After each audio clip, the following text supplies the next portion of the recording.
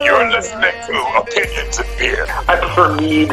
You sent me to hell, Jason. I really just want to make everybody jealous. I'm a person from Earth. Listen, what are we talking about? I reckon it sounds like Opinions and Beer. You can do it, Dingo. Oh, I'm good. You're the smartest dumb guys I've ever met.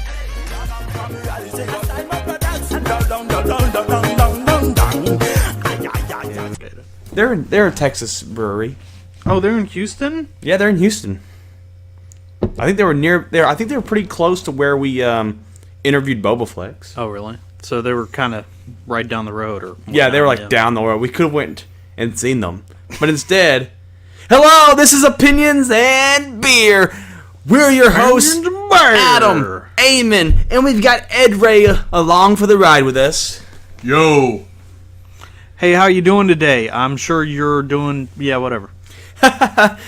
We got a fun episode talking video games, throwing it back. I know one of our first games. Well, one of our first episodes ever was about video games, and we'd like to bring it all back and talk about games and things like that. And so that's what today's episode is about. But first, let's get to the beer of the day, or should I say, beers of the day. That's right. We got two beers to try today. Both are from the Hellfighter series. We wanted to do both of these on this podcast because they are the same exact beer, except one is aged in bourbon barrel. So, real quick to touch on what you were saying, though, like, when you're saying, like, the first episode, are you talking about, like, when you were talking about your theory for, like, a Western-style battle royale or whatever? Yes. And then how we kind of went into, like, Red Dead Redemption. Yeah, we talked about Red Dead and all kinds of stuff. Yeah, that was, what, the first episode? Yeah, probably the first. Well, either that or the second, I can't remember. Yeah, Sam 76, Western Games. Because we broke it up a little bit, I think. I don't know. But, yeah, I'm really excited for both of these.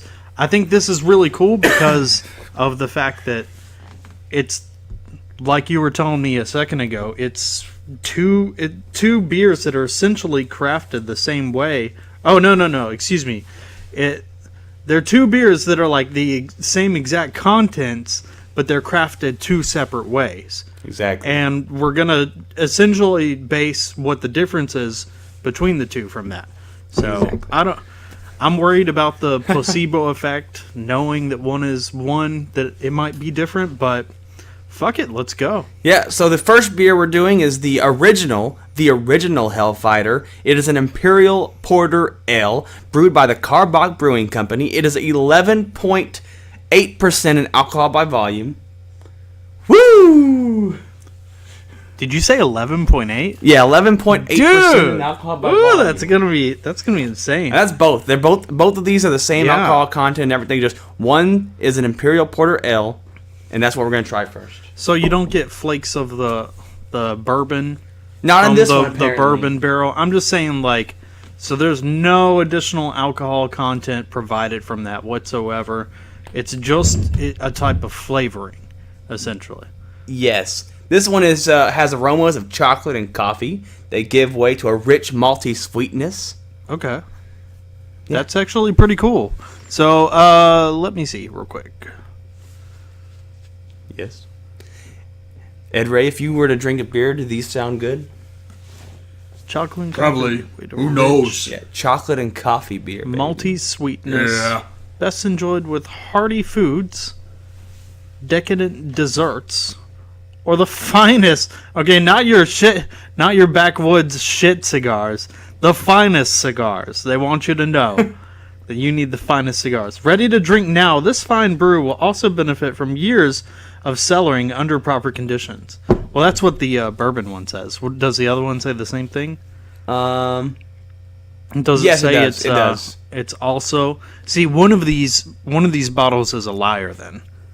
Why? Because one is not brewed with the benefit from years of cellaring under proper conditions, correct? Well, it will benefit. Okay. It'll benefit from being made by the same well, people that also brew. No, but aging beer, that was brewed in bourbon barrel aged. Okay. Aged bourbon barrels, where they're saying that these are good beers to age. Because that's actually a big thing right now in the craft beer community. They'll go buy a beer and they'll age it like wine. Okay, so to get into the gamer nerd topic a little bit, just for this beer part, there's a game that's pretty popular right now called Stardew Valley.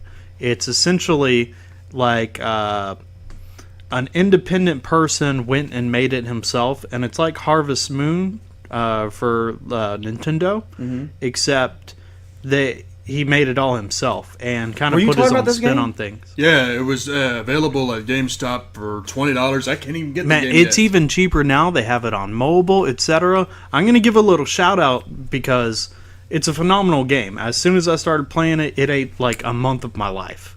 Like, fucking, it's insane. Edray's been wanting to play that game. Yeah, it's great. It's great. You'll lose a lot of time.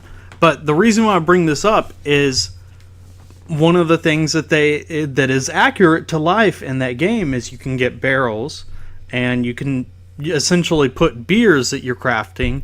All right, granted, it's usually like, I think, IPAs that they put in there. But so that's not accurate. But you can put beers into the barrels, and the longer in the game that you let them sit in the barrels, like the higher rating they have, and then you can sell them later. Like, I think there's like a silver star or like a purple star. Well, that's crazy. And then a gold star, and the highest is like purple star. And if you let it sit there for like a month or so in game, that it becomes the best. So we're going to see if Stardew Valley and all of this is just a construct built by the gaming community to make us think that the bourbon barrel aging is a better process or not. Okay. I'm excited. I'm excited too. Let's go ahead. We're going to try the original. Okay.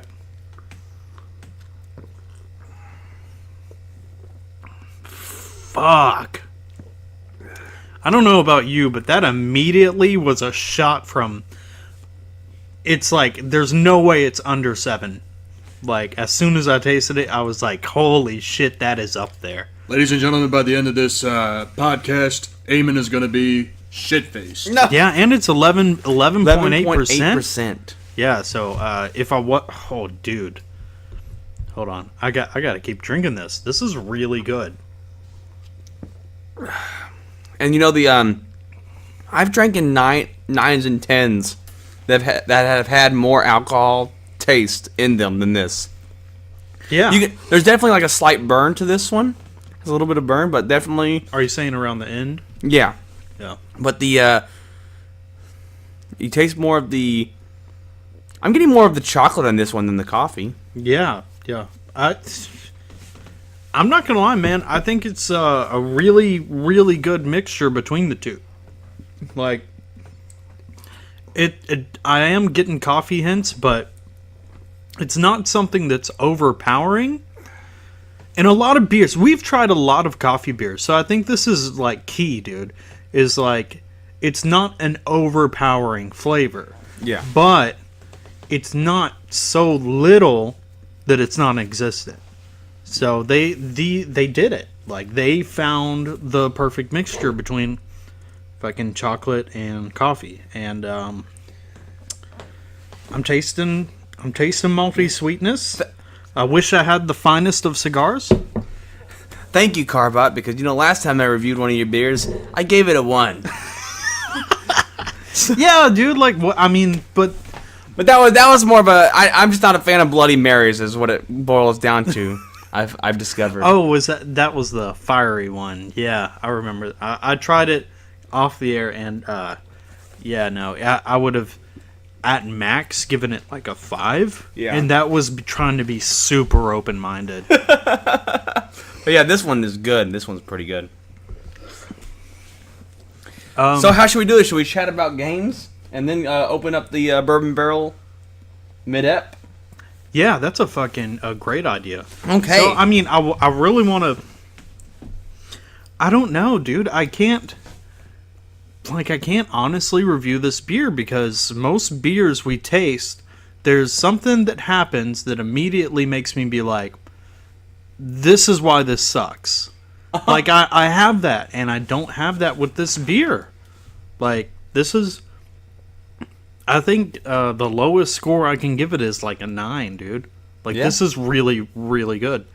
I don't know. I know I say that about a lot, but like, if you compare this to, like, what was one of the most recent ones we did? Like, the sombrero clown shoes? Yeah, sombrero. Yeah, no. I don't know what I rated that beer whenever we rated it, but I'm going to retroactively go back and give it a fucking, like, 1. Because that was a horrible beer. Chocolate stout. Yeah, and, like, if you compare it to, like, other beers, you said this is a porter? Yeah. Okay. So, I mean, you can't... It's not Imperial. like It's an Imperial porter. Yeah. Whatever that means. Yeah, who are we talking to that was saying that it's just because old Russian people thought that it was good and that's why? Oh, Russian Imperial. Oh, yeah, okay, yeah. Yeah, well, those old Russians, they've got it right. Like, this is a good one for sure. Speaking of Hellfighter, anybody excited for the upcoming release of Mortal Kombat? The new Mortal Kombat? Shit, Mortal Kombat 11? Yeah, Mortal Kombat 11. Well, we've been talking a while. Why don't we get Edray's take on this? I've never played Mortal Kombat 10, so I can't tell you anything about it. Well, you see that Ronda Rousey is going to be in Mortal Kombat 11. As who?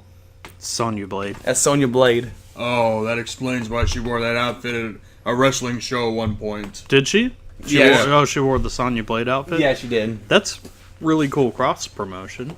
Hell yeah. Is she wrestling now? Is that what's... Well, she's taking time off technically, but she was wrestling up until WrestleMania, but let's stay relevant. Okay. I mean, that's kind of relevant, though, because I know that from a little bit of the Mortal Kombat 11 stuff that I have seen... a different cup? Yeah, for a new one. Yeah, we got plenty of cups. We got to use them, so... honestly, the little bit that I've seen in the online community that have talked about Mortal Kombat 11 were criticizing. Okay, I'm not going to say A is criticizing. B was criticizing that Ronda Rousey was Sonya. They said that she didn't really fit it or whatever. But you're gonna have guys, like, you're gonna have these gamer nerds that are always upset about any female character replacement or whatever that isn't ideal to their archetype or whatever. Yeah. You get what I'm saying? Yeah. That was point B of Mortal Kombat 11, is what people were saying. Point A was, where the fuck is Spawn? Oh, right? Where is Spawn? Where is he? Where is he? But you see, they've already announced DLC though. Yeah, new microtransactions. Yeah, like, how do you feel about that? You didn't see the big new thing with the new one, with the new Mortal Kombat 11. Or it's not. I don't know if it's new or not, but the whole thing is going to be costume selection and changing your outfit and stuff. Oh, okay. So you're going to be essentially like Fortnite. Okay, you can get a new costume pretty much through any means. But you can like change your pants. You can change your shirt. Okay, so they're gonna put all the stuff that you want or that's cool behind a microtransaction. Maybe. Like extra stuff, but I think the main thing in the game is going to be you're going to be able to swap your clothing out and stuff like that. So, I don't know if you guys know, but I got the collector's edition with the K of Mortal Kombat 10, Mortal Kombat X. Oh yeah. So I actually have a really big badass statue of Scorpion that came along with it. It's kind of like a Warner Brothers style. And I'm going to say, like, the biggest problem I had with that game was the fact that I spent probably $100 on it. Because they put so much different, like costumes and outfits and transactions to make you, one, pre-order it, and then two, like, get all these different costumes. Did you I put the, what are you looking for? The beer opener. Oh, yeah, right. It's magnetic. Okay. It's like, oh god. And a Han Solo and Carbonite beer opener. We're opening the Bourbon. It's literally the Hellfighter Imperial Porter Ale, aged in bourbon barrels. Yeah. Have you finished yours already? Yeah. I know it's so good, huh? I'm sipping it. I'm taking my time. Well, you can already kind of see. Look, I'm glad I haven't finished mine yet because you can tell already that this one is darker. Like if you look at the foam here. Yeah. Which means it's going to be stronger. Yeah. Well, I mean, I don't know that, but that's pretty cool. Let's hope Eamon don't pass out at the end of this podcast. So, Edray, which did you play any Mortal Kombats in the past? Well, I played the original. I played Mortal Kombat 2, Mortal Kombat 3, Mortal Kombat 4. Maybe Mortal Kombat sometime on the PlayStation 3. You gotta get closer to your mic. Sorry. He was pretty good, but yeah. Well, anyway, Mortal Kombat, I played the original, the second, the third, the fourth, maybe the fifth, I don't know. I mean, I've just played the classic parts of Mortal Kombat. I mean, I'm not too familiar with the modern day things, and the thing with Mortal Kombat is every time a new game is out, they have to change cast because all the cast members from the original have aged, so you have to have younger people to carry out the fighting techniques of the game. Yeah, it is interesting that they don't just kind of reuse assets and whatnot. I feel like the creative process they make through both of them is they tend to use mocap for almost like motion capture technology for almost all of it. I think so. Yeah, it's interesting that they do that Yeah, instead it went of from, trying to repurpose. It's not a bad thing. It just seems like it's much more costly, you know? Yeah. Went from cutting people's heads into games to doing it in real life. Yeah, they gotta classic arcade stuff. they gotta every time they do a new fatality, they gotta get a new slew of fucking slaves or something. What's y'all's number one Mortal Kombat game? That's a really good question. I have a strange one. I bet you the one that I pick is what everyone hates.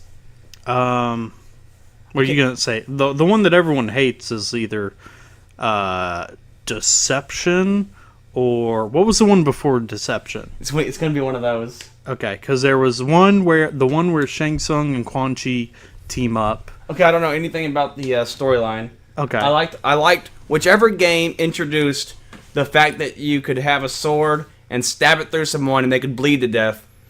Well, that might be 4 then, because the one on Nintendo 64 and the one on everyone had a weapon.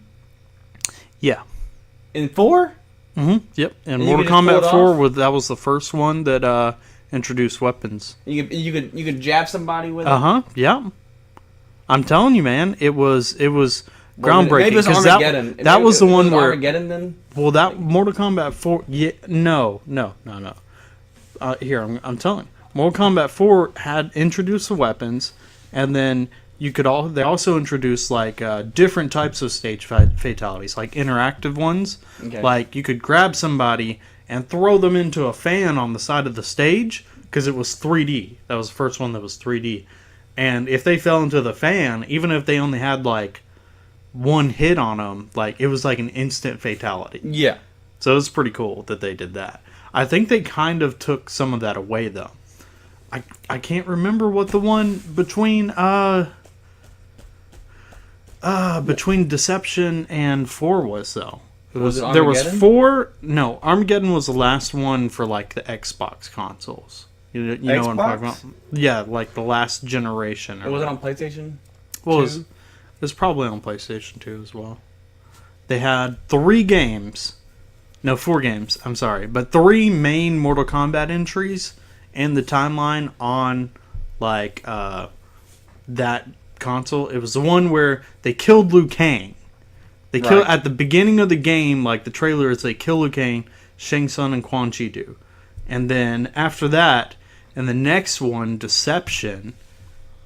Deadly Alliance. That's what it is. Mortal Kombat Deadly Alliance. I might actually like Deadly Alliance. Is the one that I think you're thinking of, because they not only had all had individual weapons, but they had different fighting styles that you could switch through. That one. And it was really cool because, I mean, as a fan of martial arts and stuff, it was cool to see things in action, in the game. Because in the earlier games, you just, they're sitting there punching and kicking, and you're like, oh yeah, I'm sure they're doing martial arts, but you didn't really know. Yeah. It was cool because and I think that it doesn't get enough credit for that, because a lot of people say that's the worst. I know, but that's just the game that got me even looking at Mortal Kombat. Yeah.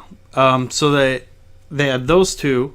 like Deadly Alliance. Deception was the one where you followed a character, and there was like an adventure mode where you essentially absorbed like everybody's skills, and it was one of the first that actually went through like the whole story of Mortal Kombat, because it gave every single realm or whatever a shot. You went to every single realm and absorbed some story information and stuff from all of them. Okay, and then your character fights the dragon Onaga at the end. I want to say is his name.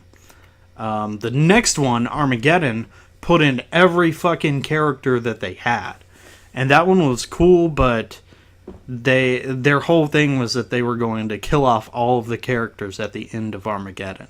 Did they do it? Yeah, they did. They killed everyone off? They killed everyone off, and then essentially everybody had to wait a whole new console generation until they brought back Mortal Kombat, which was Mortal Kombat 9. And they did a really good job with that. That was the first one, I think, that was solely owned by like Warner Bros. And Neversoft instead of Earthrealm Studios or whatever. Okay. And it was cool because they brought it back, and then they told the stories of the original Mortal Kombat. It went through the first 3 Mortal Kombat games, which is fucking awesome. Like, if for a Mortal Kombat fan, we had never seen that in-depth like cinematography in the storyline and whatnot.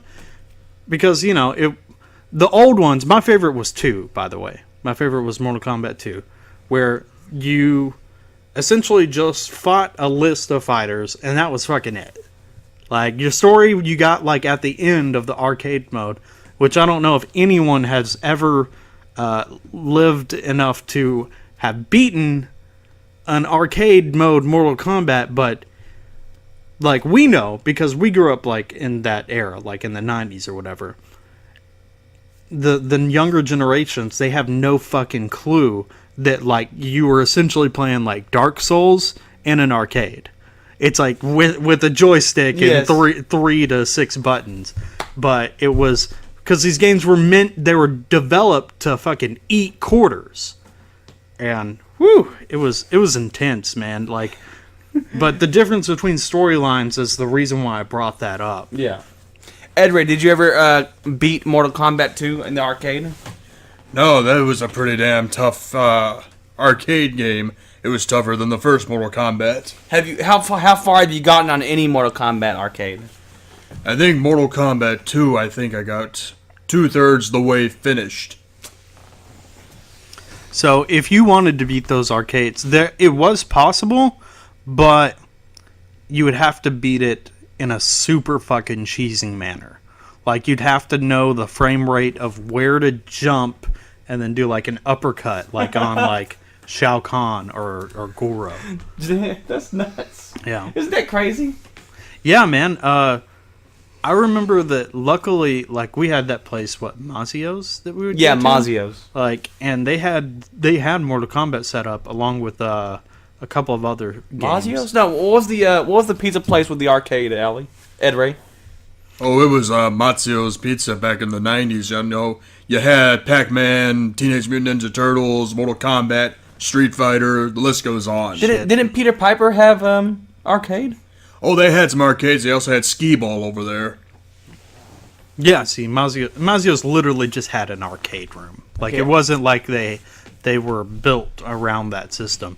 Mazio's, I don't even think Mazio's was really meant to be like a kid place. Whatever. I just know that we spent a bunch of tokens. All pizza parlors had arcades back in the day. It wasn't just Chuck E. Cheese or CC's Pizza. Pretty much every pizza parlor back in the day had arcades. I mean, that was because it was to help motivate the kids after they ate their pizza to go play while the adults talked. Yeah, it gave them something to do.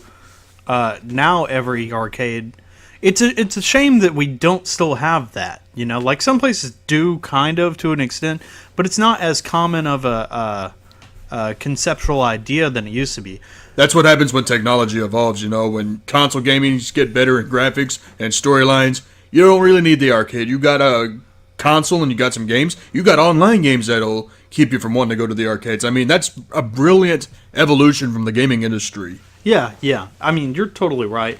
Also, I don't know.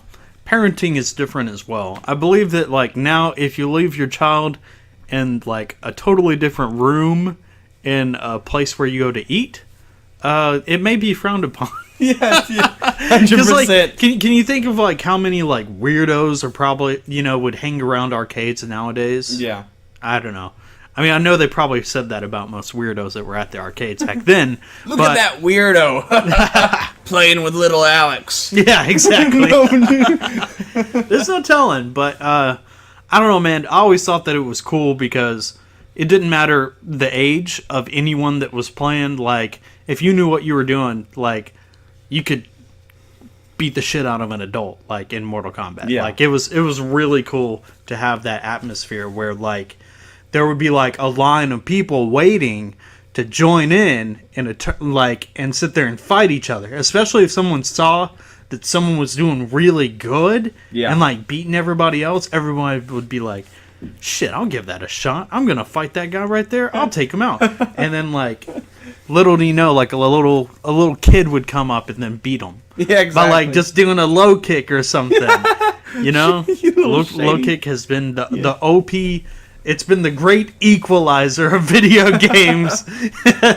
well, we're about to move on to our list. We're gonna talk about all fighting games. I'm going to get into this list that Game Informer put out. Their top 30 fighting games. We're gonna talk about what they left out, what we think should be the top 10, and things like that. But first, let's go ahead and get with the Hellfighter series, the Hellfighter Imperial Porter L, brewed in bourbon barrels. It is 11.8% in alcohol, as well as the previous beer that we reviewed in this episode. Off the top, the smell, you can already tell it's different. The smell is straight up bourbon barrel. Like the smell is already strong. Yeah. Like, okay, I'm gonna sniff it in the mic. That way y'all get it. The smell is already stronger than the previous beer. So that was me sniffing the first one. It is faint. I have a bad sense of smell, so I can't really smell that one at all. Yeah. But this other one, wow. Yeah. Does that have? That has a whiffer. It smells like whiskey. Yeah, like it's like some Jameson.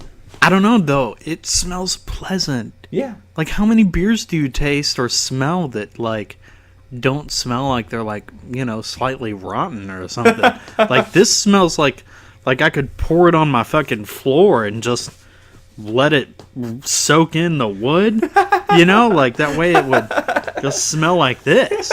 I wish my whole house smelled like this. But we're gonna try this. But then again, maybe we drink a lot of beer. Try this beer.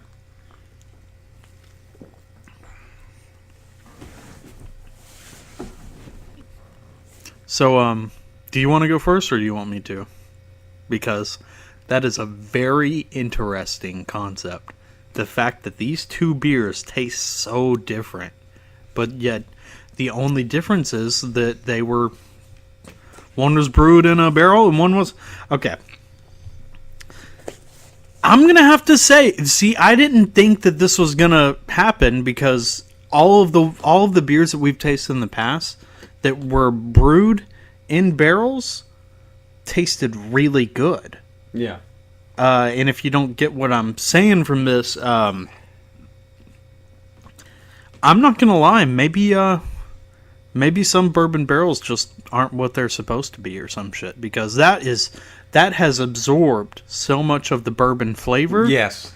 That honestly, the first beer, like, it's taking away from the magnificent flavor of the first beer. Like, I can already tell you that this second beer, which I said was the first one I said was at the very lowest I would give it a 9. Yeah. The lowest.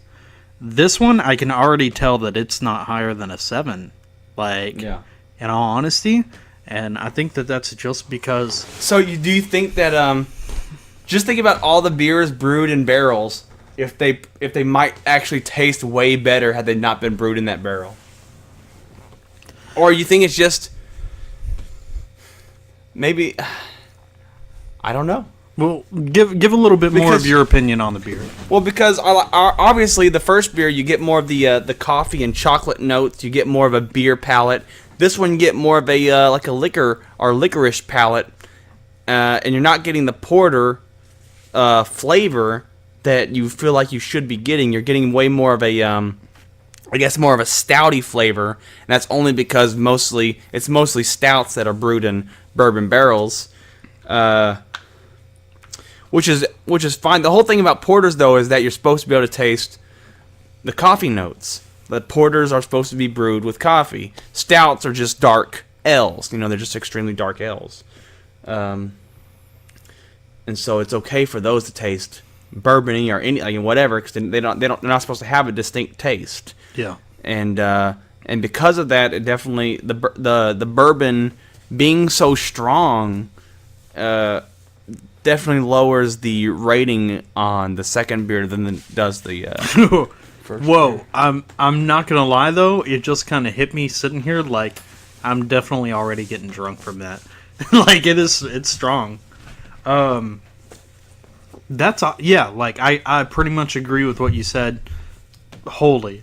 Like, I think that it's very interesting to see the difference between these two things, and I think it's crazy because, like I said, I mean, I always thought that like the bourbon barrel aged stuff was something to be appreciated. I mean, sometimes it goes for like some of these like Goose Island, man. Like a bottle goes for like $50. Really, Goose Island bourbon barrel, seeing $50.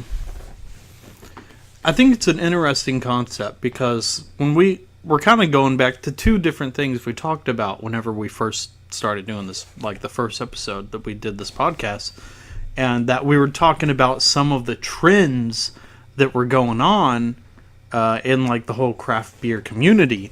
And one of the things that you had mentioned back then is that a lot of them were trying to go to like this like bourbon barreling and stuff like that to age their stuff and to give it a different flavor, etc.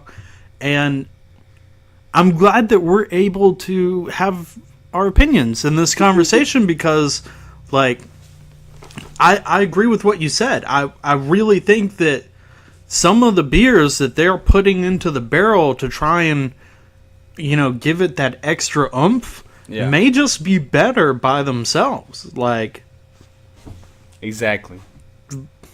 I mean, I'm almost speechless from the difference of these two beers. I know. Like for a while, I was like, oh, maybe they're not even.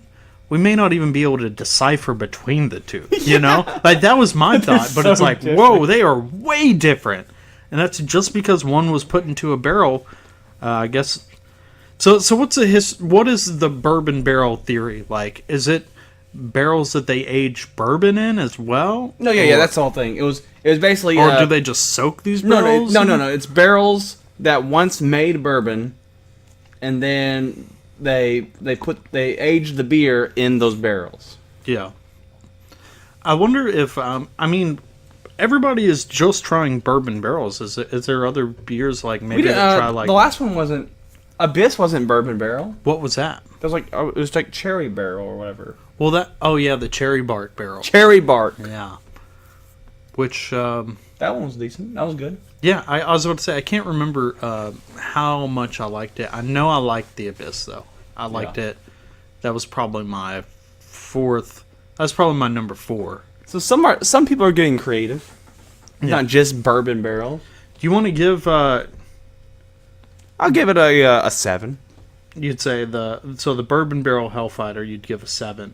And the first one was probably a 9. Yeah, I think that I'm in agreement there. I might on a scale of 10 give this like a 6.5. Because I'm between there. Like it's not bad, but it's like you really.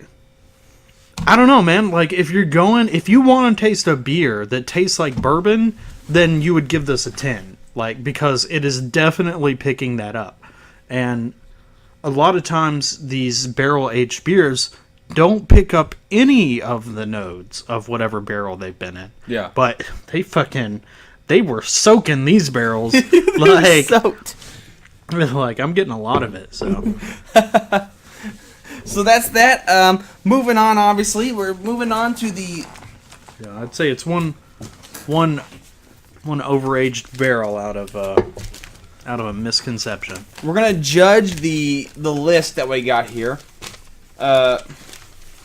First off, should we start with the top 10? And maybe I'll start with the top 10 and just go through some of the things that were in the 30.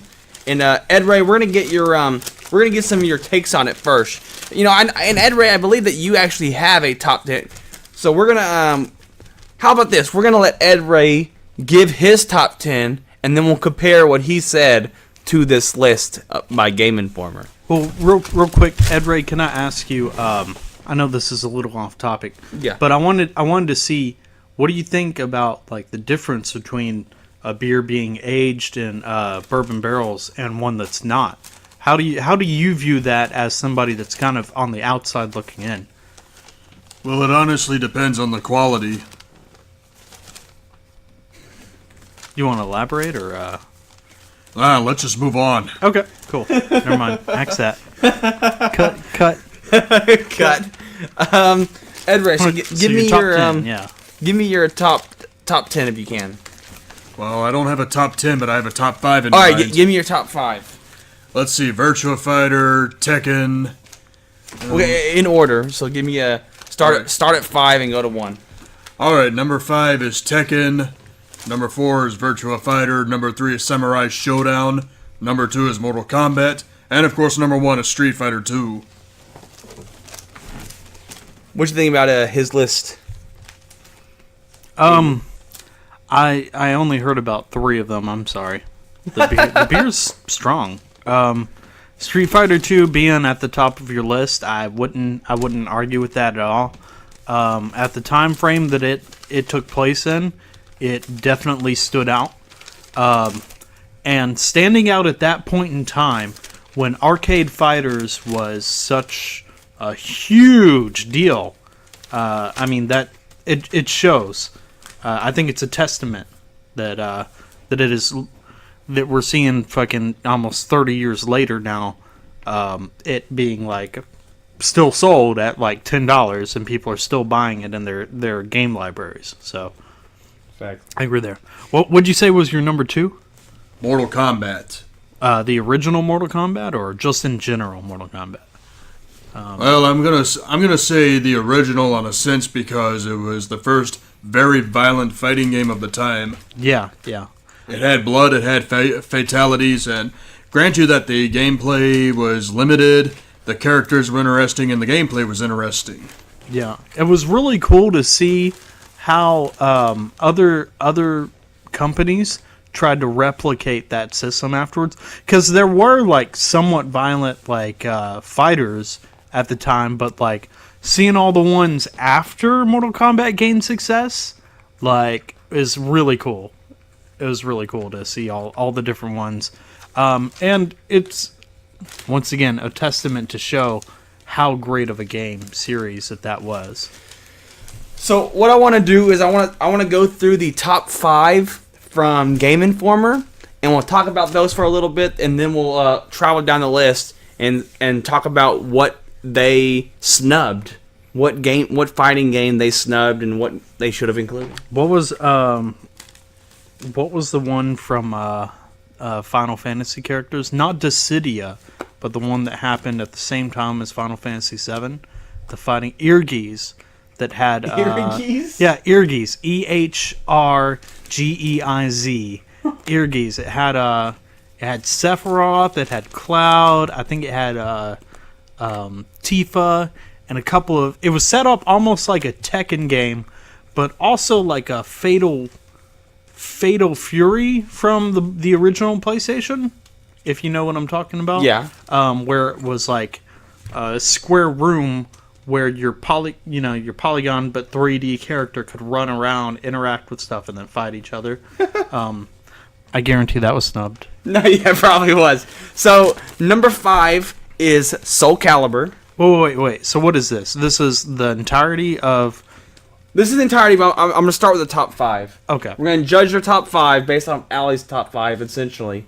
and then I'll go through the list, and we'll just see what's snubbed. Okay. You mean Edray? Yeah, Edray. Cut. That's what happens when he gets drunk. He forgets Edray. names. Number 5 is Soul Calibur. Number 4 is Mortal Kombat 2. Number 3 is Super Street Fighter 2 Turbo. Number 2 is Super Smash Bros. Melee. Ooh, what a good call. And number 1 is Street Fighter 3 Third Strike. No. No. No. No. No. No. No. Street Fighter 2 is number 1. Yeah, there's... No. Street Fighter 3, no. Absolutely So explain your dissatisfaction. Wow, with what this the... Is that a troll? No, this is legit. Is there different opinions? Like, do multiple people have different opinions? Because I'm just saying, like, I played the shit out of Street Fighter 3 Third Strike. Edray, did you? I believe I did, and I thought it was a pretty boring game. No, you know it was good at the time that Street Fighter 3 Third Strike came out. It was a much better game. What? Like fucking Tekken 2 and Tekken 3. Like, I'm not saying that Tekken is better than Street Fighter, because Street Fighter 2 Ultimate whatever tournament fucking edition was by far way better than those Tekkens. But Street Fighter 3, no, I totally disagree with them. There's some fucking nerd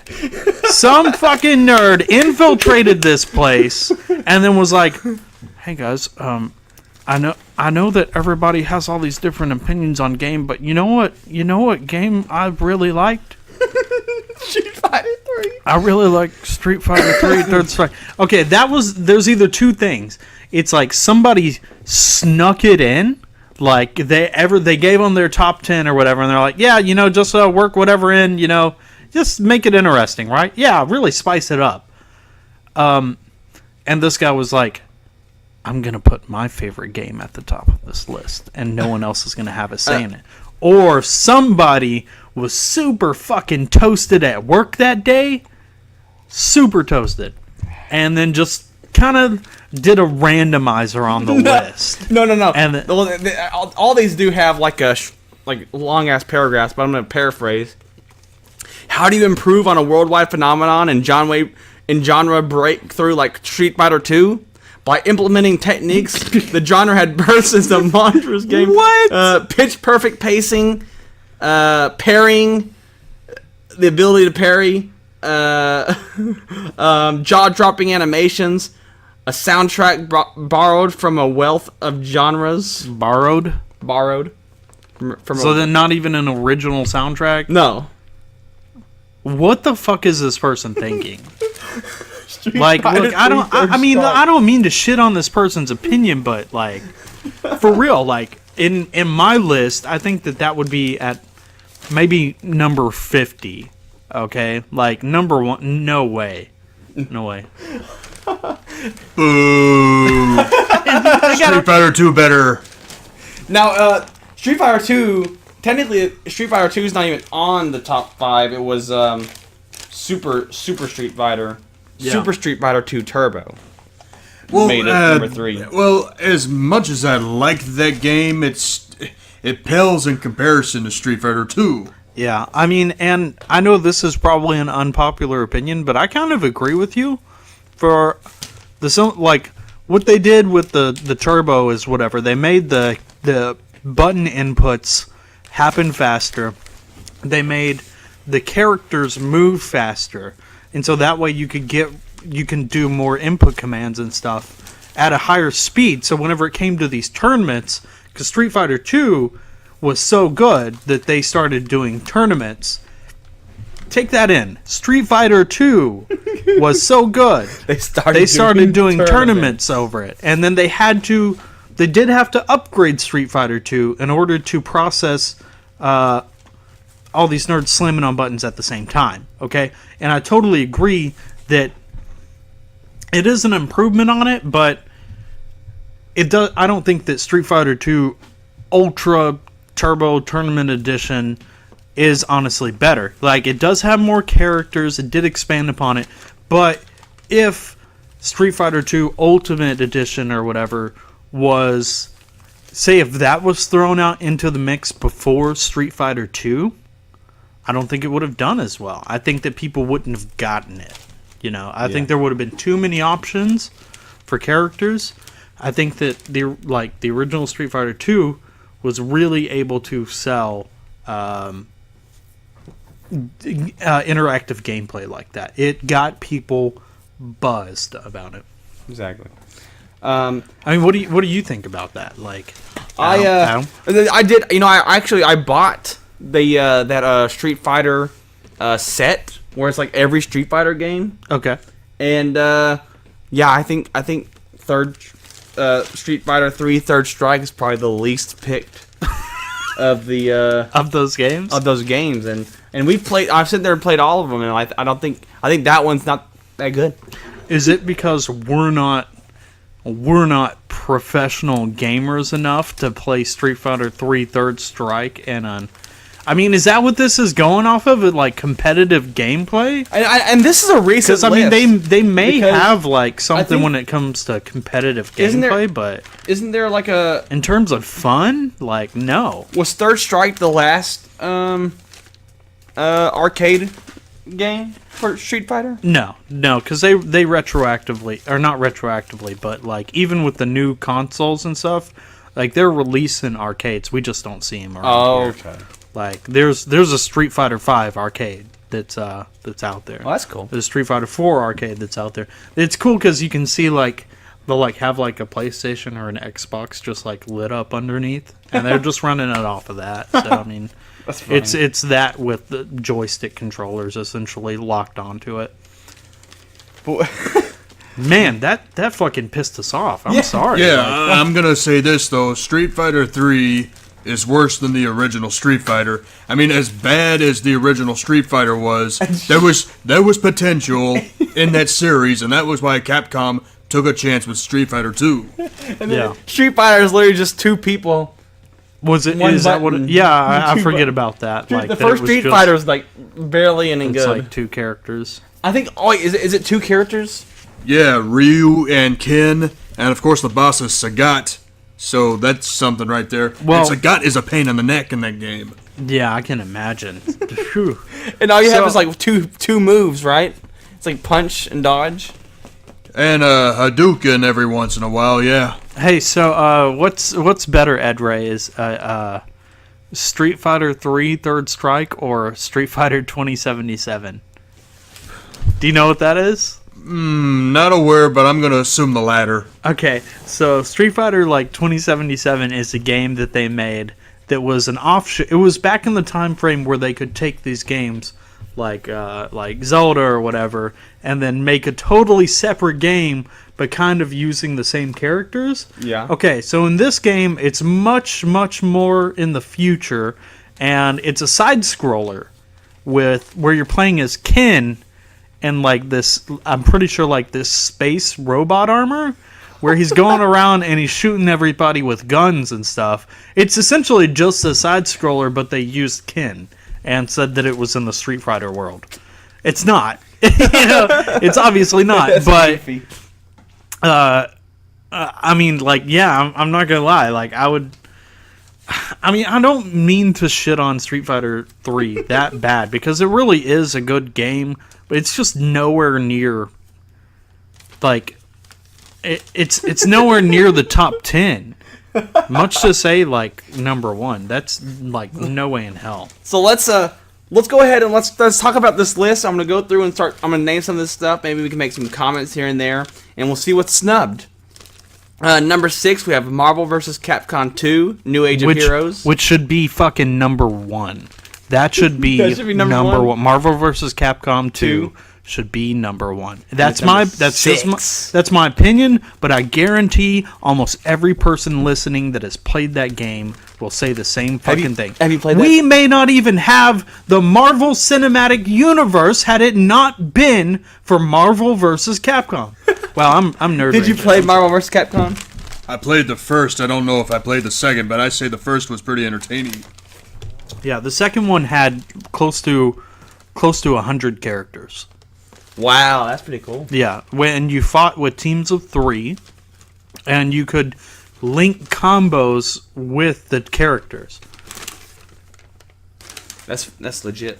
I don't know what I have no clue what that person is thinking. There's no way that Street Fighter 3 is better than Marvel vs. Capcom 2. Number 7 is Tekken 7. 7? Yeah, number 7 is Tekken 7. That's an odd pick out of the Tekken games. Like, I would say 3 should definitely be higher up there than that. It says the latest entry in the storied 3D fighting franchise is also its best. How is it? Okay, what? I'm sorry, but where did you get this? It's Game Informer. Game Informer? Okay. One of the things you do have to remember is, like, some of these big gaming magazines by now, they're not really reporting as they should. I guarantee 10 years ago, Game Informer did the same exact list, and it looked way fucking different. That's all I'm saying. Because this stuff, it's influenced this came out 2017. by... Yeah, like, all of this stuff is influenced by money. But Tekken 7 had more dynamic and impactful camera and expanded rage system, and a massive roster full of new and fan favorite characters. I did see somebody's gameplay where they threw a pizza at somebody in Tekken 7. They threw a pizza and the pizza exploded on someone's face, and that's how they won the match. That's pretty funny. Yeah, it was pretty cool. Number 8 is Guilty Gear XRD. So, like, Guilty Gear, that's the third installment, I believe. It's like Guilty Gear 3rd is kind of how it's supposed to be said, I want to say. 2014 release. I never even played this one. I didn't either. I played the second Guilty Gear, which was fucking had just as crazy of a name as that. Like, you can't say... I say Guilty Gear 2. It was Guilty Gear Second Strike, fuck your grandma, or some shit. Like, it's crazy what they call these games. But... Guilty Gear XRD was essentially Guilty Gear, which was originally the Street Fighter 3 style fighting. Mm-hmm. They took that and then made it kind of more 3D animations instead of like the second or like the 2D. It's still it's still the same format in like 2D fighting, but they made the characters like 3D. Number 9 is Samurai Showdown 2, which came on arcade, Neo Geo Pocket Color, Neo Geo CD, and then later on the Wii, PS1, PS3, Xbox One, PS4. Samurai Showdown 2, and actually the first Samurai Showdown was in your top 5 list, huh, Edray? Yeah, the original Samurai Showdown for arcade and Sega Genesis. I remember playing it on both. Did you ever play the second one? No. Because I never really heard of it on television. Oh, so was this maybe more of a Japan release? Well, it could have been because, I don't know why, but Samurai Showdown, the original, had an interesting story, had interesting characters, a great gameplay that was sort of similar to Mortal Kombat and Street Fighter, but a little more family-friendly. Oh, okay. Yeah. Samurai Showdown, yeah, there wasn't like blood or anything like that. I mean, I think there was a little bit, but like not much. One, they couldn't really show it that much because they didn't have the capabilities. I really liked it. I dug it. I think it's definitely one of the more underrated. It always has been, though. It's always been the most underrated fighting game. Well, there is one fighting game that is close to Mortal Kombat, and that was Primal Rage. And as good as Primal Rage was, the story wasn't so convincing. Oh, no, there was no like, okay, I'm not sure if Primal Rage is on that list. It's not. Oh, okay. Well, all right. We'll start with the number one snubbed game from this list was Primal Rage. And, 100%. I mean... I played. That shit was fun. I played it in the arcade skating palace and stuff like that, like wherever. You could eat little. So what it is it's like you're essentially fighting with dinosaurs, right? And they're like not just dinosaurs; they're like god tier dinosaurs, right? So they all have these little cavemen that worship them while you're playing, and you can stomp on the cavemen or eat them. Yes. And they use special moves and stuff. So you fight with these different dinosaurs and like this giant like gorilla or whatever. This ice gorilla is essentially like the Sub-Zero character. And at the end it was one of the ones that you could do fatalities too. So yeah, exactly. That was my jam, dude. That was awesome. Well, all right. So let's sum up the comparisons. Samurai Showdown was a family-friendly version of Street Fighter, the arcade, Street Fighter 2, and Primal Rage was the Primal Edition of Mortal Kombat. Yeah, I'll agree there. I almost think that Primal Rage, though it was a little bit more bare bones in the gameplay, the interactivity with the stuff on screen, like being able to eat the little worshippers or whatever, didn't that like regain health too? Yeah. Like why isn't this on the list? That's because this is a top 30 list. That's because it's this person. That's because these people were born and the first fucking game they ever played was Street Fighter 3 Third Impact. So they have a special place in its heart. You know, like fucking. I don't know. Like I have no clue how this list. I'm glad that they're including some of the games that they're including, but. I don't know, man. Okay, I'll never get over that number 1 slot. You shouldn't have even told me that because number 10 is Super Street Fighter 4 Arcade Edition. Super Street Fighter 4. So I'll say this: the two main games within the past probably 10 years, 2 main fighting games that have been able to pull my attention and bring me back to the fighting game genre and make me really appreciate it were Mortal Kombat 9, which kind of was like the reintroduction of Mortal Kombat.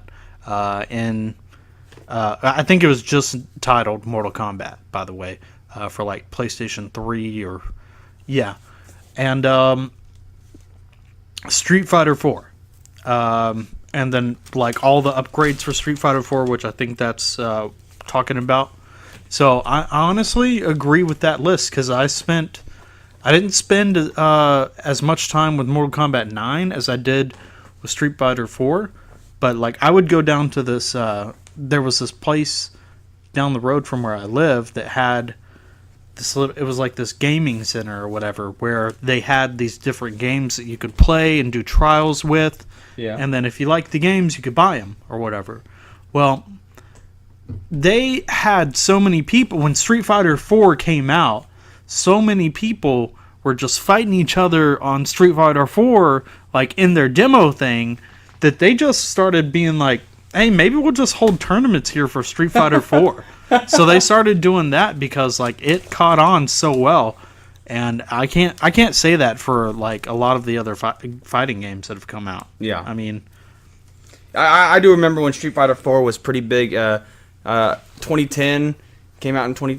When did 5 come out? It was way after 2010 because I feel like Street Fighter 4 5 came out within the past 3 years. Oh yeah, Street Fighter 4 I definitely was and not many people picked up 5 at all. It was really big. You could get like the arcade version for I want to say like $10 right now. And it was released within the past 3 years. I remember one of our managers at one of the stores at Walmart was talking about how he would always do the Street Fighter 4 tournament. Yeah, so if you think about that, that means that for how many years shouldn't 4 then be number? I bet you. Why isn't Super Street Fighter 4 not number 1? If they're gonna put Street Fighter 3. Yeah, I know. I don't know, man. That Street Fighter 4 was way better than Street Fighter 3. Street Fighter 4 is number 10. At least it's in the top 10, but come on, guys. Number 11, we have... I mean, I will give them this. There was like an elitist group of people, the 3 people that own Street Fighter 3 Third Impact. They all really, really like that game. The 3 people that own Yeah. But like I never owned the game. I borrowed it from somebody. I borrowed it for like a month. Okay, so I didn't I didn't like not have time to play it. I beat it. I unlocked all the endings for every character, like, which meant you had to do a lot of stupid shit, like fucking fight Akuma and then Dark Akuma and then Dark Ryu. Like, there was a lot of shit you had to do to unlock all the stuff. And I'm telling you, man, like, it's not a game that you could bring, like, people would just come over to your house and they saw you playing, and then they'd be able to jump in, learn some stuff, and be able to fight it and enjoy it. It wasn't that game. Like, I think whenever you're talking about fighting games, you need to have that type of interactivity fucking near the highest level. Like, that's one of the things that I do like about the Mortal Kombat series. Mortal Kombat 9 was one of the ones where, and Street Fighter 4 were one of the ones that anybody could walk up and pick up the controller and then get involved with it and be like, hey, you know, maybe I am a gamer. Like, this is really fun. You know, I like getting my ass kicked, or I like low kicking somebody until I win, and then, you know, to dethrone this champion. Street Fighter 3 wasn't that. I'm sorry, I went on another fucking rant. It's fine. It's fine. Number 11, we have Capcom versus SNK 2. Anyone know that? No? Yeah, I've played every single one of these. That games was so far. arcade, Dreamcast, GameCube, Xbox, PS2. Yeah, it was more of a. What's SNK? SNK it's another fighting game like Final Fight. Oh, K-Groove? No. No, their main character was like Final Fight, which they actually released that character in Street Fighter 4. Okay. Or I want to say, like, as downloadable content, they put him in Street Fighter 4. It's like Terry, the guy that did fought Geese Howard and whatnot. Which that character, I want to say Tekken. The newest Tekken, I will give them this, is they brought a lot of different main characters from different fighting games over into it, including like Geese Howard and Terry, I think. Yeah. Or whatever those characters' names are. So that was good, but that was strictly like an arcade game. Like, that was good in the arcades. Okay. Number 12, we have the King of Fighters 2002 Unlimited Match. It was arcade, Neo Geo, Xbox, all the way to I guess they had a PS4 release even, and a Switch. I know nothing about that game. You don't know about the King of Fighters 2002? No, I don't. Oh, it was released in 2005. Why is it called King of Fighters 2002? It was released in 2005. What a dumb name. Maybe I'm thinking of that. I might have misspoke. I think King of Fighters might be the one that had Geese Howard and everybody else. I honestly, I can't remember. King of Fighters is in the fighting community regarded usually in the top 5 entries. It's usually between what place is it on this list? 12. Okay, it's usually within the top 10, around the 7 area. Yeah, is usually what most people agree that King of Fighters series is at. I don't have much experience with it. I think I've only played one of the King of Fighters, and you can't really go back and get some of these games anymore. It's hard to come across them. It's on PS4. It says. Well, the one that they're talking about? Yeah. But yeah, I mean, I guarantee that's not... Dude, like, most of the modern games, like, whenever it comes to, like, fighters and stuff, they don't hold up against the older versions. Like, there's no way. There's no way they were saying that this new King of Fighters that just came out is better than what it came out in 2005. Okay, 2005. But it was an arcade Neo... It says Neo Geo... So I don't know. I don't fucking know. Neo Geo? Wasn't that like fucking a 90s console? Yeah. They re-released it. Yes, I don't know. Okay, maybe they're talking about the whole series, because I think the original King of Fighter was like on the Neo Geo. But anyways, number 13 we have Darkstalkers 3 on arcade, Saturn, and PS1. No clue. You never played Darkstalkers 3? Have you? Yes, you have. I don't even know. Look at that character. That mummy character. I remember that mummy character. I don't know what Darkstalkers is. I never even heard of it. Okay, do you know what it is, Adam? Barely. I know it's made by Capcom. Yeah. So essentially, I'm glad I'm here for you guys for this because I've played all of these games. Darkstalkers 3 essentially is the sequel to Darkstalkers 2, which I believe was the best, I want to say. It may have been Darkstalkers 3 that was the best, but if you played Marvel vs. Capcom, then you'll recognize these characters. And that's what it is, because a lot of these characters they introduced in Marvel vs. Capcom, where they were kind of like top-tier characters against some of the others. So, Darkstalkers 3 was essentially a more... I'm not gonna lie, man. It was kind of like an adult version of like Marvel vs. Capcom, because there was more suggestive content. Okay. Like the main characters are Morrigan and I want to say her sister. Who's does it show her? There's like a one with like green hair and then one with like pink hair. No, it doesn't show. No, it's not showing. Her name may be like Lilith or something like that, but it's like those characters, and it says horror themed. BB Hood. Yeah, so BB Hood is a little character that it's this really tiny character that would run out and then have a fucking machine gun. Okay. So like it was stuff like that. Like there's a Frankenstein character that like grabbed you with its butt. Oh my God. And then like squished you in between its butt cheeks and then threw you. And then that weird mummy Egyptian character that you're looking at. Yeah. It was definitely more like kind of supernatural themed, and it says horror film, and focused more on like their special abilities and stuff like that. That's cool. Like Morgan could like make multiple copies of herself and then fight with those. It wasn't a bad game. Like the good thing about Marvel vs. Capcom, which I don't know if it was a predecessor or they used these games to build on Marvel vs. Capcom, but there was a whole lot of offshoots like Capcom vs. SNK and stuff like that all happened around the same time, where they were using the same style of engine for fighters, and that fighter engine is what's used in modern day games like Mugen.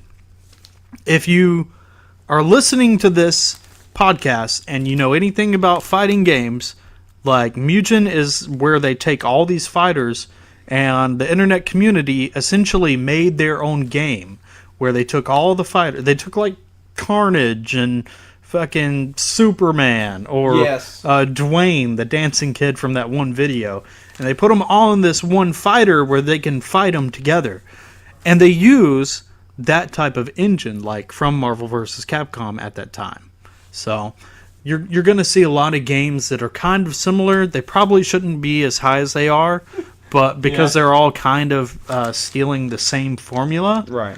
I would honestly just say just put Marvel vs. Capcom up there, like Marvel vs. Capcom 2 up there, and then remove like a lot of the rest of those other ones. Because that's pretty much all basically was just licensing disputes at the time. And then, like, once they got the licenses, then they could add a character to a game and say maybe they don't have Marvel anymore. So they had to do, like, Capcom versus SNK, etc. You see what I'm saying? Yeah. Because there's also a X-Men versus Capcom. Yeah, I've seen that. Yeah, where, like, it's because they weren't able to get all of the other... Yeah, exactly. Number 14, we have Virtua Fighter 5. Number 15, we have Fatal Fury, Mark of the Wolves. Well, wait a second. Edray, you played Virtua Fighter, right? Virtua Fighter 2 on the arcade. I forgot, maybe 15, 16 years ago. It was a pretty damn good fighting game. Yeah, Virtua Fighter that was Sega's entry into the fighting game series. It was Sega's response, I think, to Street Fighter 2. Yeah. And honestly, at the time frame when it was released, you know, people were going, Street Fighter's really good. the top tier people wanted to have a battle between Tekken, Virtua Fighter, and Street Fighter, like Street Fighter 3, I want to say. And like Virtua Fighter, a lot of times, like in the Japanese community, like Japanese community would usually vote for Virtua Fighter over Tekken and Street Fighter. So, well, yeah, I think it always had like a well, animation wise, it probably looked a lot like Tekken, but then it played like Street Fighter. Like, honestly, whenever we're doing, like, in most lists, if you're averaging most lists that have these different games, Virtua Fighter, I want to say 2, 3, or 4. Usually, I can't tell you from the top of my head, but that's usually in the top 10.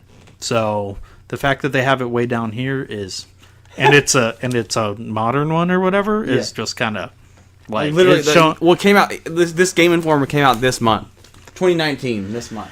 Wow. So that's how modern it is. Wow. Number 15 is Fatal Fury: Mark of the Wolves. Now you were talking about Fatal Fury. What Edray? How many Fatal Furies have you played? The original on Sega Genesis, if I'm not mistaken. What was the difference between Fatal Fury and the other fighting games? It was just it's hard to describe it, but it was just a pretty violent game that was on the Genesis, and it kicked ass. That's all I could say. Yeah, I want to say Fatal Fury focused less on, like, special moves and more on, like, character skill with the actual fighter, so... Number 16, I never played this one, but Dragon Ball Fighter Z. This is actually a newer game. It's only on PS4, Xbox One, Switch, and PC. Release was 2018. Did y'all ever play the new the Dragon Ball Fighter Z? No.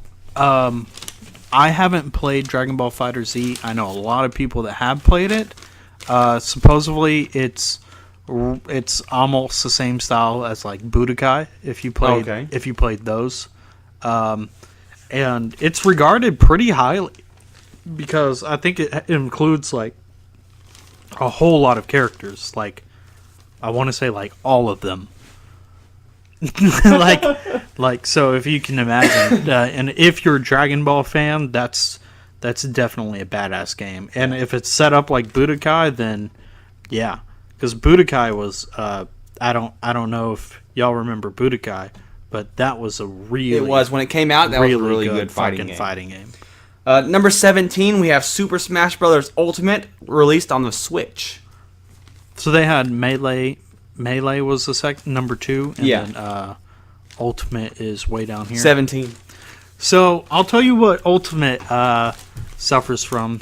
Ultimate suffers from the lack of, like, an adventure mode or like. The shitty thing about it is you can't be as interactive with multiple people as you were able to in some of the past ones. Like, the new characters that they added they're phenomenal. It's really fun, but it's almost like they took a game that's meant to be played with multiple people as a fighting game, and, like, more often than not, like, I feel like I'm playing it by myself. Like, you know, and that's with a lot of people that own Super Smash Bros. Ultimate. You know, it's almost like a one-player addition to that genre, right? First-player edition. What do you think, Edray? I never played Ultimate, so I cannot really tell you what's going on. Have you played the other ones? What's your favorite Super Smash? The original, obviously, from '99. Did you ever play the one on GameCube? Melee, yeah, it was good, but it was not as entertaining as the original. Number 18, we have Street Fighter Alpha 3. Anyone like the Alpha series of Street Fighter? Shit, 1998 release. I might have just been confusing Street Fighter Alpha 3 for Street Fighter Third Impact or Third Strike or whatever. Because Alpha 3 is actually totally three-dimensional, isn't it? Is that what it looks like in the pictures? No. No. I think Third Strike actually might have came out. Third Strike came out after Alpha 3. Let me see a picture. Third Strike came out after Alpha 3? Yeah, 2000. Let me see this.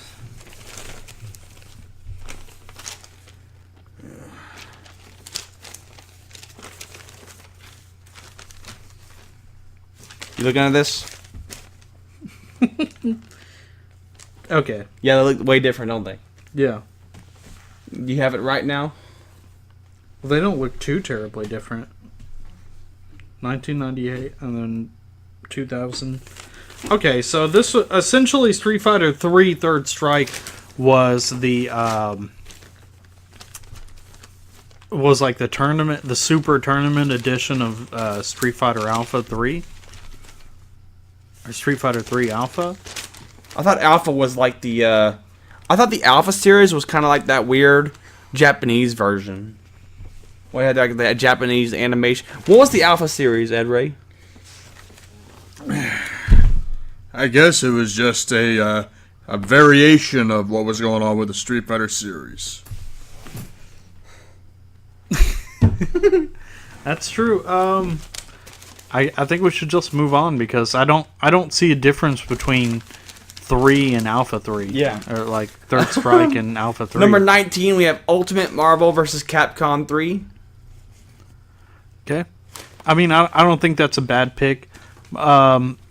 I didn't find it as fun as Marvel vs. Capcom 2, but I mean that's because you can't really capture lightning in a bottle twice, they say. And, right.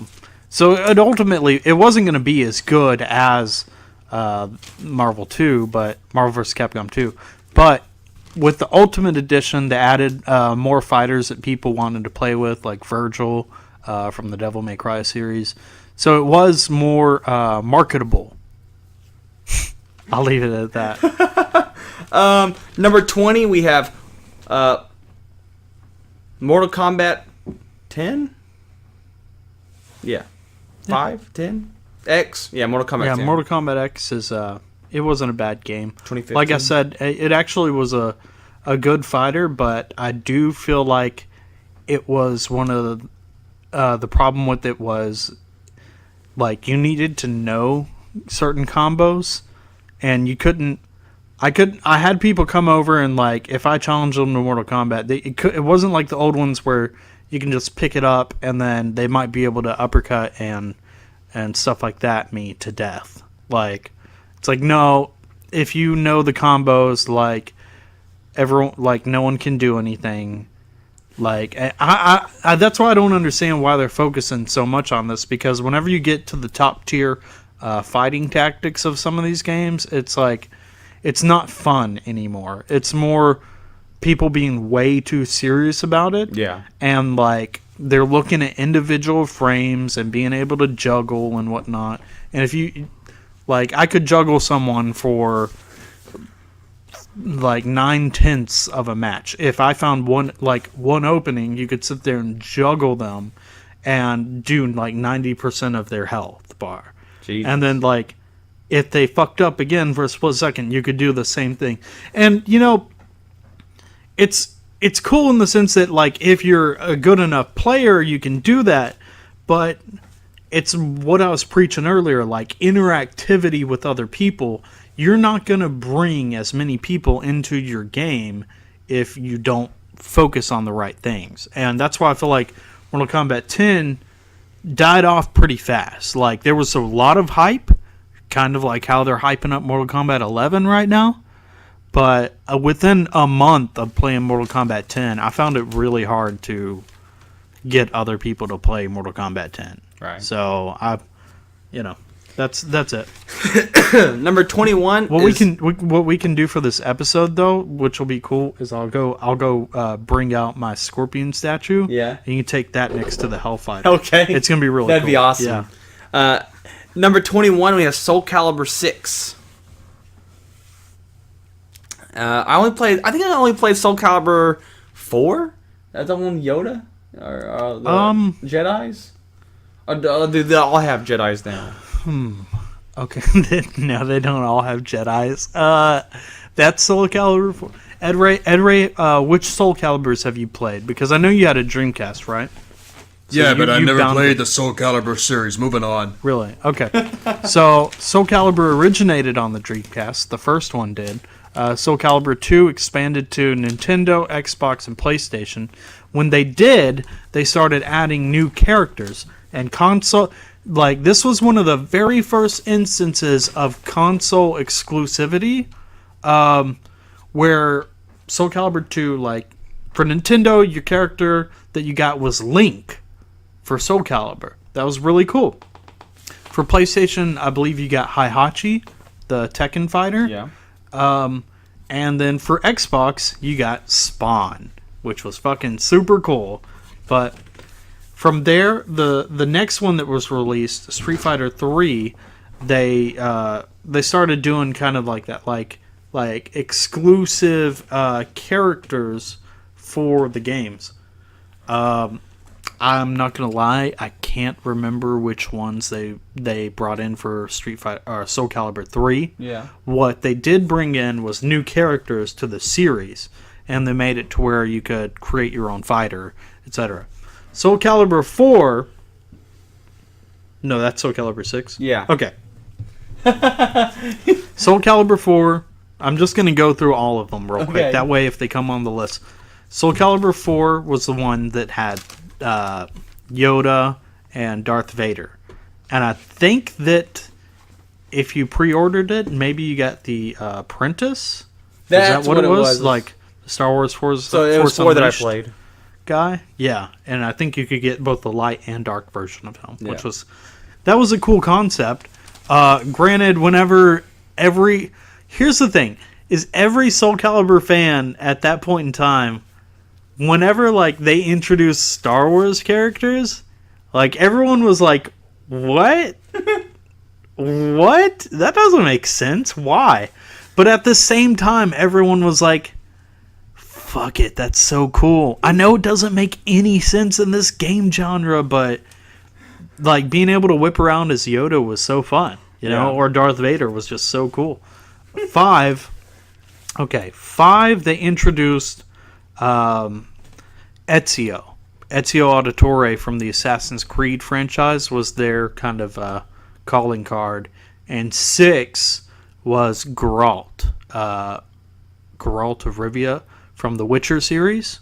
Do you know what that is? Yeah, Witcher. Yeah, and that's what Soul Calibur 6 was. So, Oh, cool. I actually just played Soul Calibur 6 for the first time probably about 2 weeks ago, and it was pretty fun. They definitely took different steps to make this game more like Mortal Kombat and stuff like that. Yeah. Like I think they have like an X-ray style attack now. Oh, really? Yeah, it's but it's not a totally bad thing. But it is something That that does sound rippy-offy, though. yeah, it does, and it is. But they need to evolve in this coming like modern day fighters now have certain things that characters expect. Like they expect to have like a perfect style counter or parry that you can use. Yeah. They expect that to take 1 bar of energy that you have. Like that. This is things that like if you don't have in your fighter, people aren't going to be interested in it anymore. The problem with that is if you're introducing it into a game that doesn't normally have those mechanics, Yeah. it can totally break the system. Like I was fighting against my friend's son the other day, and essentially what happened is he was able to kind of use the system to go into this cutscene every like 3 seconds. Oh, God. Like every 3 seconds where there was like a button input thing. Yeah. And if you don't know the correct buttons to input, then it takes off a huge chunk of health. And he could just constantly keep doing this to where you couldn't counter it. Like, so, I mean, take away from it what you will. I thought that it was a good entry. We definitely had a lot of fun playing it, but there were some drawbacks like that. Number 22 is Tekken 3. Edray, did you play the Tekken series, Tekken 3? I believe I've played Tekken before, so that's all I can say. Which one was your favorite Tekken? Maybe 2. Tekken 2. Yeah, Tekken's a good series. 3 was my favorite. Yeah. And I think it deserves a much higher spot on that list. Right. Number 23 is Killer Instinct. Oh. Which one? The first one. Okay. Because I was about to say if it's not Why'd the you say, Super ooh? Nintendo one, then Because Killer Instinct, if I decided to do a top 10, it would easily be number 6 as one of my favorite fighting games. yeah. This was pretty low. Yeah, 23. At least it wasn't snubbed, I guess. But yeah, 1994. It was on the Nintendo arcade, Game Boy, SNES. And I guess it got released on Xbox One. Nice. So. Oh no, that's not. They didn't release the old one.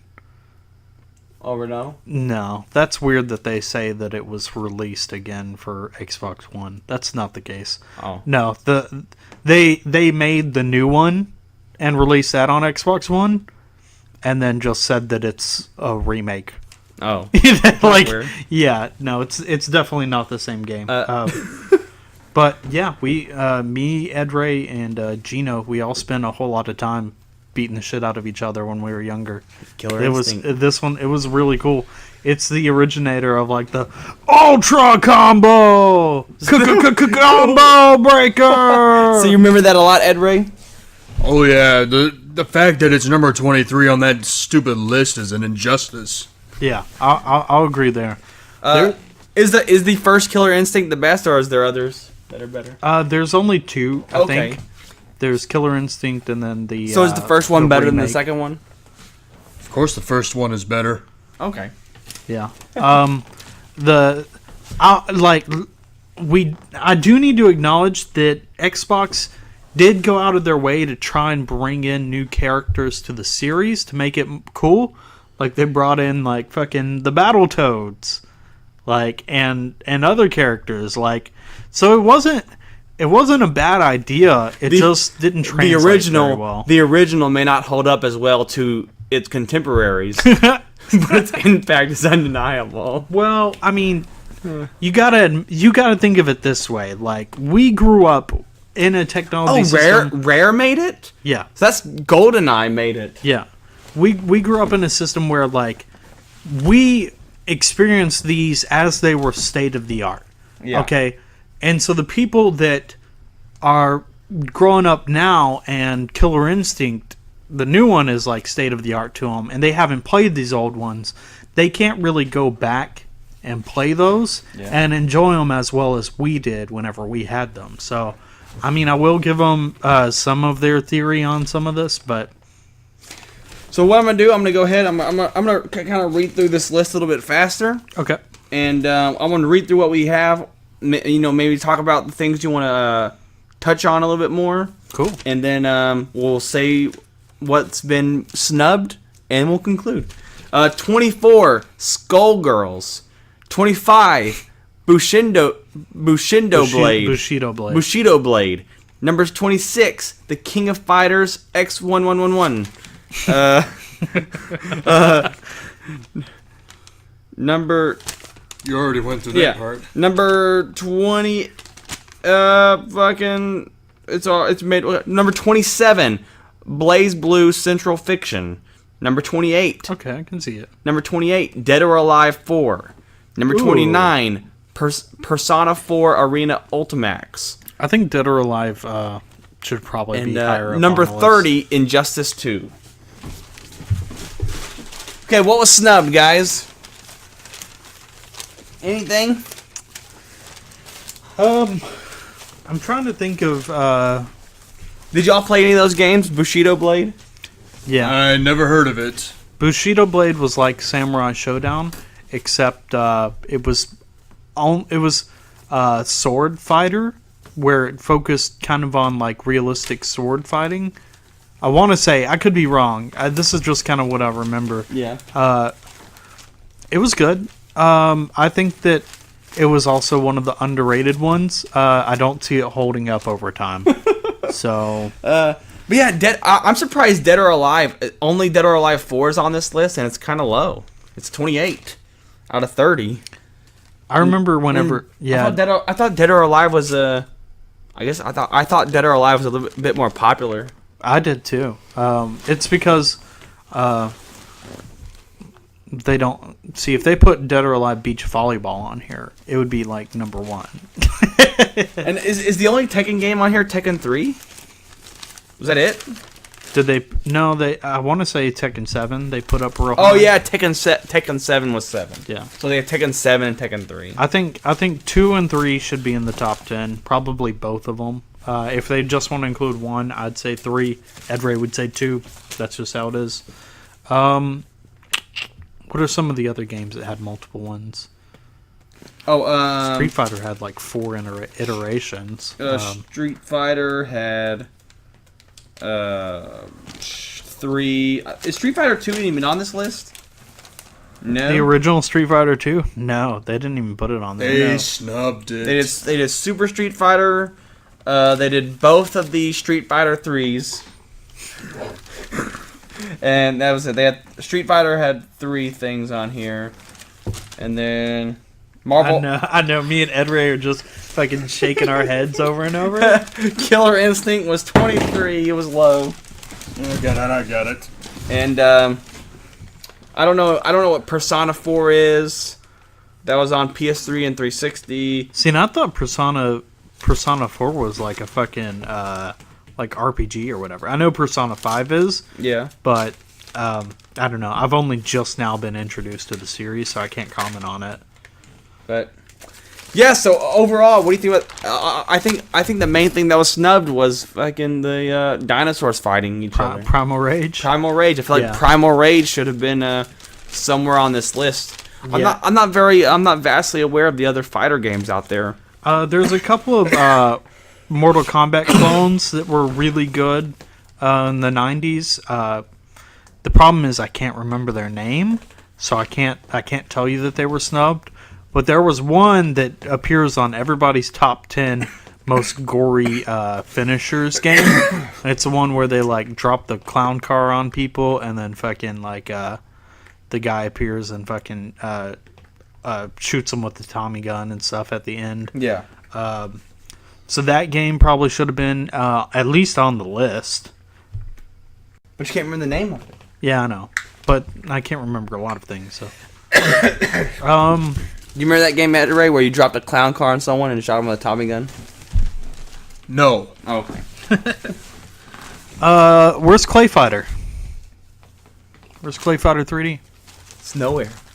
Nowhere to be found. So that was snubbed because that was an amazing game growing up. It was really good at taking the fighting game genre and taking modern stuff and then making them both joke-worthy. Stay frosty. No boxing games, I see. I guess those are more sports games, I guess. Yeah, so would they not consider like UFC a fighting game? Yeah, UFC are the wrestling games. Like Here Comes the Pain. Because I mean, like, don't get me wrong, I'm not like much of a fan of UFC at all, but like, there's been a couple of UFC games that are really good. Also, where the fuck is Def Jam, dude? Oh, Def Jam! Dude, Def Jam's one of the best fighting games ever made. Like, they fucking snubbed Def Jam. It's because they're racist. Is that what it is? They don't like. Would rappers. you consider Def Jam in like the wrestling games or even any of those fighting games? Are those considered fighting games to you? Well, technically it is because you're fighting another opponent to get the victory. What, Def Jam? Hell yeah. So that's what I'd say. There's no. Do you guys remember Ready to Rumble for the N64?